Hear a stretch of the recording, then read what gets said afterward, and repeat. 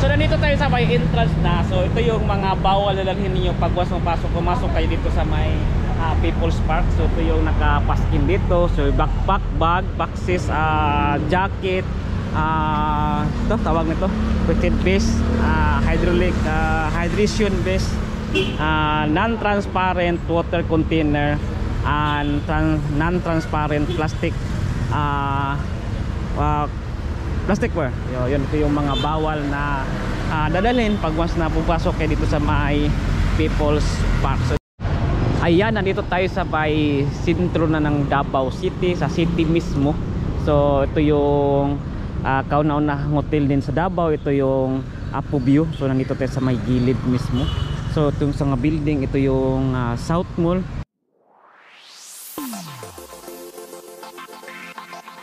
Welcome to Davao. Tara, laag o pasyal ta sa Davao.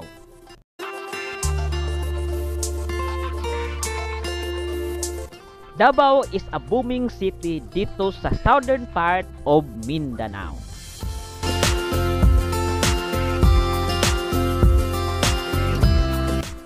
Kaya daming gustong makapunta dito sa Davao. Ituturo ko sa inyo ang isa sa pwede ninyong puntahan sa Davao.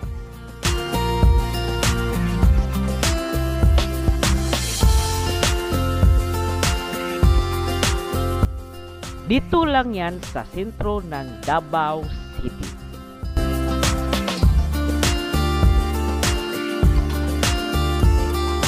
Nandito tayo sa may People's Park.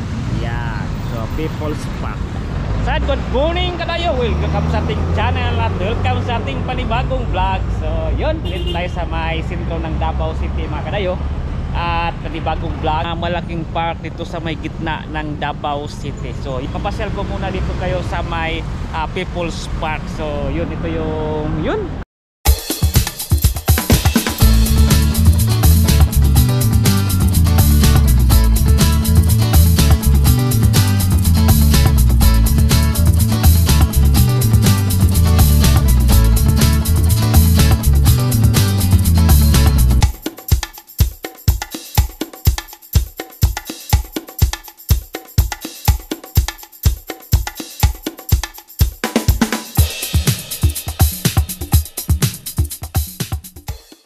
Dito tayo sa may entrance na. So ito yung entrance, itong side. Ito yung dito kayo mag entrance. So yun, pwede ba tayo pumasok? Pwede. Okay. Check na sa master bag. Check na ka mga bag. So pa-check lang yung mga bag kadayo. Okay. So yan, ito yung entrance. Pa-check lang yung mga bag niyo at sila nagbantay dito. At ito na yung looban ng People's Park. So yun.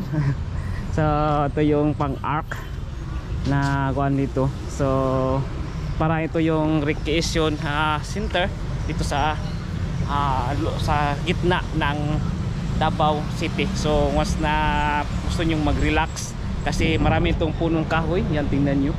So ang daming mga malaking kahoy na pwede nyo masilungan once nga pagod kayo sa trabaho or galing kayo ng travel at gusto nyo mag-relax. Nandito lang yun sa may center ng Davao City. Ito yung People's Park. So yun, ito yung kanang hall na nakapur hango ang design, nakahango sa durian. So ito yung king of fruit dito sa Davao City. Ito yung durian yun. Ito yung bubong niya. Durian ang design. So yun, ikot pa tayo tunguhin. So dito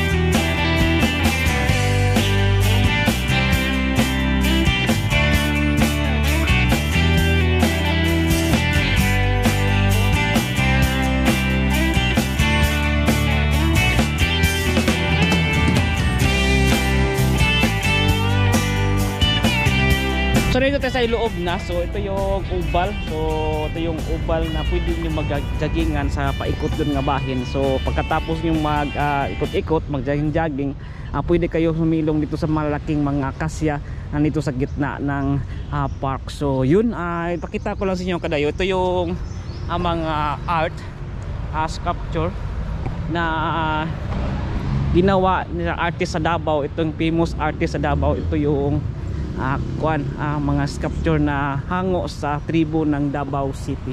So yun, ito yung mga ginawa niya. Tapos yung dito nga side, ito yung sculpture din or symbol ng agila. Yan, sa agila na ginawa dito, na isa sa mga simbolo ng Davao City. Ito yung king of bird, ito yung agila.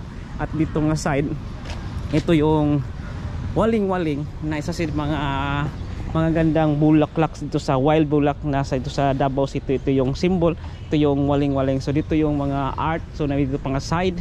Yan, ito yung mga tribe na na-present sa mga tribo sa Davao City, itong 11 tribes. So nandito yun. Ito yung ginawa sa famous artist sa Davao na pangalan na Kublai. Tapos ito yung welcome to People's Park. I love Davao City. Ito yung People's Park. Ito yung pwede kayo mag-picture dito once nga nandito kayo.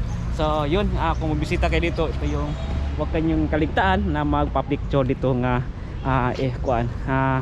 sa lugar. So yun.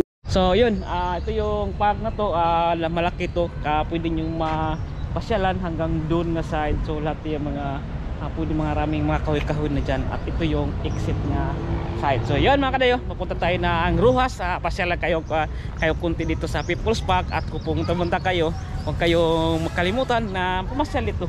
Ito yung People's Park na dito lang sa gitna ng Davao City. Okay?